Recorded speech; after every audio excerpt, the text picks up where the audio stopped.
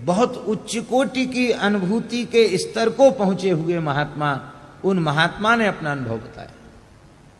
सौराष्ट्र क्षेत्र में निवास करने वाले पूज्य श्री संपूर्णानंद जी महाराज बहुत अच्छे संत थे। उन्होंने एक बार हमको कहा, बोले हम अपना हृदय की जो विशेष बात है वो आज हम आपको बता रहे हैं। कहो महाराज कृपा करो। महाराज बड़ी उच्च कोटि के महाराज, बहुत उच्च कोटि। 106 वर्ष की आयु तक वे विराजमान रहे, पर न तो कहीं एक झोपड़ी डाली, संग्रह परिग्रह से सर्वथा रहित। उनको गुरु मानने वाले बहुत थे, पर किसी को उन्होंने कान नहीं फूंका, चेला नहीं बनाया। ओ परम फक्कड़, बहुत विरक्त। मानव सेवा संघ के संस्थापक श्री शरणानंद जी महाराज से उनका बहुत प्रेम था, और परम श्रद्धेय स्वामी श्री राम सुखदास जी महाराज से भी उनका प्रेम था।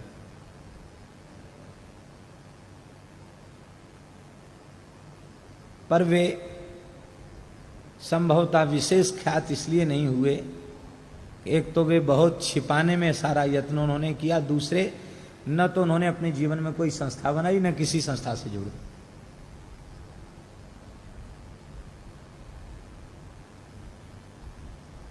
अच्छे महात्मा, बड़े मस्त महात्मा थे। उनकी कई स्मृतियां महाराज जी ऐसी आती हैं।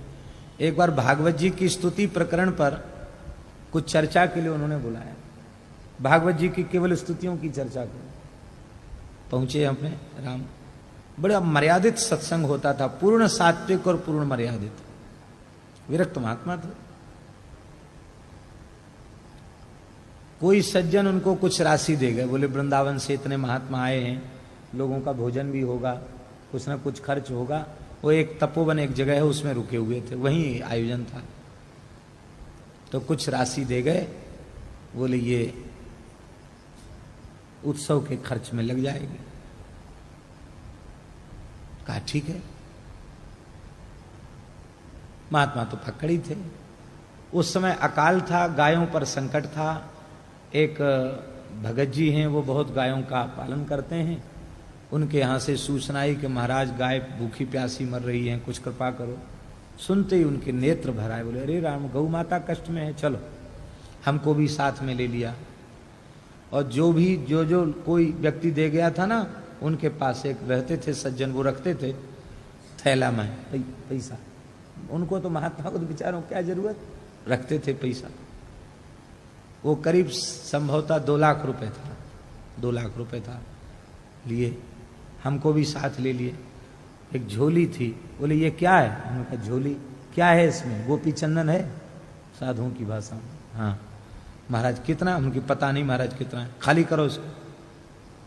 तो उसमें 5,000 रुपये निकले। अब बोले उसको, बोले उलट के दिखाओ।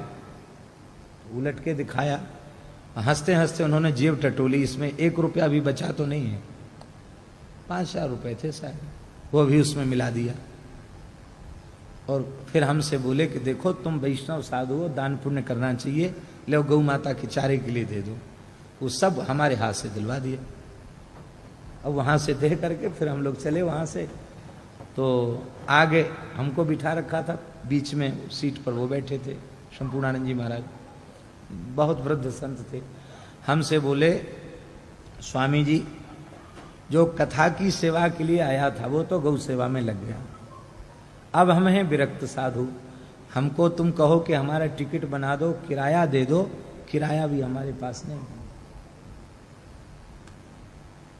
अब बोलो उत्सव कैसे होगा? हंस भी रहे थे और पूछ भी रहे थे। और हमने आपके पास भी रुपया नहीं छोड़ा कि आप भाग जाओ, क्योंकि आप देखोगे तो भाग जाओगे। तो इसलिए हमने आपकी झोली भी खाली करवा दी। बुरा तो नहीं लगा? हमने कहा महाराज आप समर्थ संत हैं, आपसे कोई भाव छिपा हुआ नहीं रह सकता, हम क्या स्पष्ट करें, आप स्वयं अनुभव कर लें।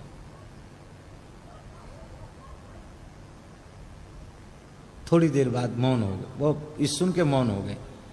थोड़ी देर बाद एकदम भावुक हो गए और बोले, गुजराती भाषा में एक वाक्य बोले, हूं संपूर्णानंद छू, तमे संपूर्णानंद आपू। इसका अर्थ है कि मैं संपूर्ण आनंद हूं, तुम्हें संपूर्ण आनंद ही दे रहा हूं। और महाराज आश्चर्य की बात है, उनके चरणों में बैठकर जो हमें मतलब उस बार वस्तुतः संपूर्ण आनंद ही मिला, हमको संपूर्ण आनंद ही उनके चरणों में बैठ करके उस स्तुति में मिला।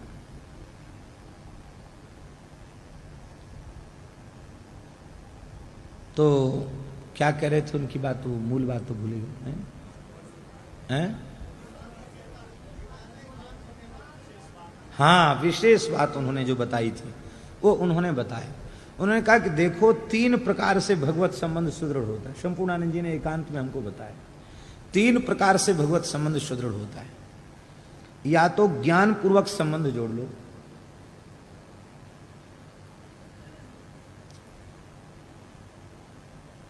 परमात्मा सर्वत्र है इसलिए उसके निकट जाने की आवश्यकता नहीं है, सर्व काल में है इसलिए समय की प्रतीक्षा करने की आवश्यकता नहीं है, और सर्व रूप है इसलिए उसको पाने के लिए कोई साधन की आवश्यकता नहीं है, केवल बस शांत होकर अनुभव करो। शांत उपासित है, ज्ञान पूर्वक भगवान से संबंध जोड़ लेना। अहम ब्रह्मास्मि तत्त्वमसि प्रज्ञानम ब्रह्म इत्यादि प्रकार से बोले इन श्रुति वाक्यों को अनुभव करके, अपरोक्षानुभव करके अब बिल्कुल निर्विकल्प भाव से और ब्रह्म रूप में प्रतिष्ठित हो जाना, ये ज्ञान पूर्वक संबंध है। दूसरा कर्मणे नैव संसिद्धिम आस्थिता जनकादयः। तो बोले दूसरा संबंध जोड़ने का है कि जैसे जनक आदि ने निष्काम कर्मयोग के द्वारा वह निष्काम कर्मयोग का अनुष्ठान किया, भगवत प्रीत्यर्थ किया, भगवान को समर्पित कर दिया और कर्तृत्व के अहंकार से रहित होकर के किया, तो बोले ये कर्म पूर्वक संबंध, निष्काम कर्मयोग के माध्यम से भगवान से संबंध जोड़ लेना, ये दूसरा है। और तीसरा उपासना पूर्वक संबंध जोड़ लो, भक्ति पूर्वक संबंध, ज्ञान कर्म और उपासना। उपासना कोई भक्ति कहते हैं, भक्ति पूर्वक संबंध जोड़ लो। भक्ति पूर्वक संबंध जोड़ना क्या है, बोले तैल धारावत अविच्छिन्न भाव से अखंड रूप से भगवान की अक्षुण्ण स्मृति बनी रहना, इसी का नाम है भक्ति। भक्ति पूर्वक भगवान से संबंध जोड़ लो। पर बोले महाराज ये 3 मार्ग हैं तो सही, ये तीनों मार्ग हैं तो सही, पर बोले कि बड़ा कठिन है। मैं आत्मा हूं, मुझसे भिन्न कुछ नहीं है, मैं सर्वगत सर्वरूप सर्वमय हूं। बोले इन वाक्यों को दोहराया तो खूब जा सकता है, प्रवचन भी खूब किया जा सकता है, दूसरों को समझाया भी जा सकता है, पर यह अनुभव में आवे इसमें तो बड़ी कठिनाई। ज्ञान पूर्वक संबंध जोड़ने में बोले कि आज के कलमल ग्रसित प्राणी के लिए बड़ी कठिनाई। और उनका वह भाव था, उनके जीवन में प्रत्यक्ष दिखाई पड़ा। हरिद्वार जा रहे थे, गाड़ी का एक्सीडेंट हो गया, हमारा पूरा सिर फट गया, मौन थे, आह ऊह कुछ नहीं निकली। स्वामी चिदानंद जी महाराज थे, अब शायद उनका शरीर नहीं है। चिदानंद जी महाराज थे, चिन्मयानंद जी थे, चिदानंद जी, चिन्मयानंद जी। ये जो आपके अभी कुछ समय पहले उनका शरीर शांत हुआ है, पुरी वाले गजपति महाराज भी उनसे जुड़े हुए थे। क्या नाम था उनका? चिदानंद महाराज, चिदानंद जी महाराज, उनसे उनका संपूर्णानंद जी का बड़ा प्रेम था। उनके यहां पहुंचे तो उन्होंने देखा कि पूरा उनका काशाय वस्त्र रक्त में भीजा हुआ है। घबरा गए, देखकर मस्तक में सूजन हो गई। उन्होंने कहा कि चलें आपको हॉस्पिटल भर्ती करावें। तो उन्होंने एक कागज पर लिखा कहां आसन रखना है, कहां विश्राम करना है, जगह बता दो, हॉस्पिटल नहीं जाएंगे। लोगों ने कहा कि ठीक है चलो, थोड़ा तो कक्ष तो उनके लिए निश्चित था। जैसे ही कक्ष में पहुंचे और सो गए, खर्राटे लेने लग गए। तो श्री चिदानंद जी को बड़ा आश्चर्य हुआ कि कैसे विचित्र महात्मा, इतनी चोट लगी है, मस्तक सूज रहा है और ये सो गए। आदमी कराहता है, होश में नहीं रहता, ये सो गए। अब ये सो गए तो अब इनको हॉस्पिटल मत ले चलो, उनको सो लेने दो ठीक से। सवेरे तक सोते रहे, देर तक 6-7 बजे तक सोते रहे। आज जब वो पहुंचे तो नारायण नारायण कह के वो जगे, तो उन्होंने कहा कि स्वामी जी ये कैसे संभव हो गया कि इतनी चोट में आप सो गए। तो उन्होंने कहा कि मैं देहादि से विलक्षण आत्मा हूं, इस सिद्धांत में मैं जीता हूं, प्रवचन नहीं करता हूं, इसलिए मैं सो गया। ऐसे महात्मा थे। तो बोले ज्ञान पूर्वक संबंध जोड़ने वाली बात कही जरूर जाती है, लेकिन बड़ी कठिनाई लगती है। और कर्मयोग की बात लोग कहते हैं पर कर्तृत्वाभिमान से बच नहीं पाते हैं। उनको यश कीर्ति की चाह भी होती है और वह अच्छी भी लगती है, और उससे वो बचना नहीं चाहते। भले ही कुछ कहें कि हमको कुछ नहीं चाहिए, पर भीतर कहीं न कहीं चित्त में इच्छा रहती है। क्योंकि कर्तृत्वाभिमान से यदि वे मुक्त होते तो हानि लाभ जय पराजय में उन्हें समता समानता आ जानी चाहिए। पर उनके व्यवहार में वे कहते हैं हम कर्मयोगी हैं, पर हानि लाभ जय पराजय में उनकी स्थिति एक जैसी नहीं देखी जाती। इसलिए बोले इस युग में हमको लगता है कि निष्काम कर्मयोग वाली बात भी सब जीवों के लिए नहीं है, बड़ी कठिन है। अब बोले भक्ति, तो भक्ति के संबंध में भी बोले कि तैल धारावत अखंड अविच्छिन्न भाव से जो भगवान की स्मृति है उसको शास्त्र में भक्ति कहा है। और बोले यहां तैल धारावत तो बात छोड़ दो, हाथ में माला है और मंत्र का जप कर रहे हैं और स्मृति संसार की हो रही है, संसार के नाना नाम रूपों की हो रही है। तो अखंड स्मृति कहां बन पा रही, खंड खंड स्मृति हो रही है। तो बोले अब क्या किया जाए, अब आप बताओ स्वामी जी। ऐसा नहीं है, ज्ञान मार्गी साधक भी हैं, कर्म मार्गी साधक भी हैं, निष्काम कर्मयोग वाले साधक भी हैं, भक्त भी हैं, सब कुछ हैं, पर सामान्य जीवों की इनमें स्थिति नहीं देखी जा रही। अब क्या करें? तो अब कोई उपाय है जो हम परमात्मा से संबंध जोड़ लें? महाराज जी आप ही बताइए। बोले अब एक ही उपाय बचा, केवल जिह्वा से राम नाम का उच्चारण करें, नाम संबंध जुड़ जाए। बोले अब जब तक नाम का स्वाद नहीं आया तब तक स्मृति खंडित होती रहेगी। जब निरंतर नाम रटने में लगा रहेगा, नाम जप में लगा रहेगा, तो धीरे धीरे नाम का स्वाद आ जाएगा।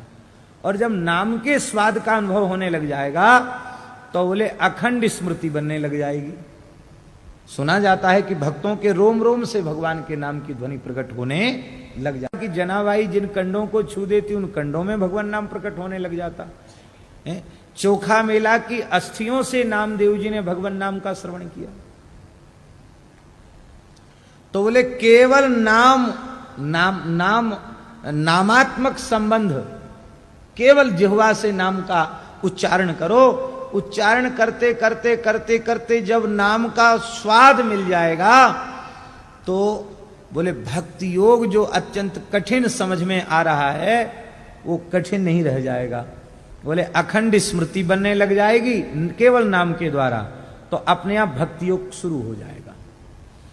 और बोले जब भक्ति योग शुरू हो जाएगा तो अपने आप सारे कर्म भगवान की प्रसन्नता के लिए होंगे और उन्हें भगवान के ही चरणों में समर्पित कर दिया जाएगा।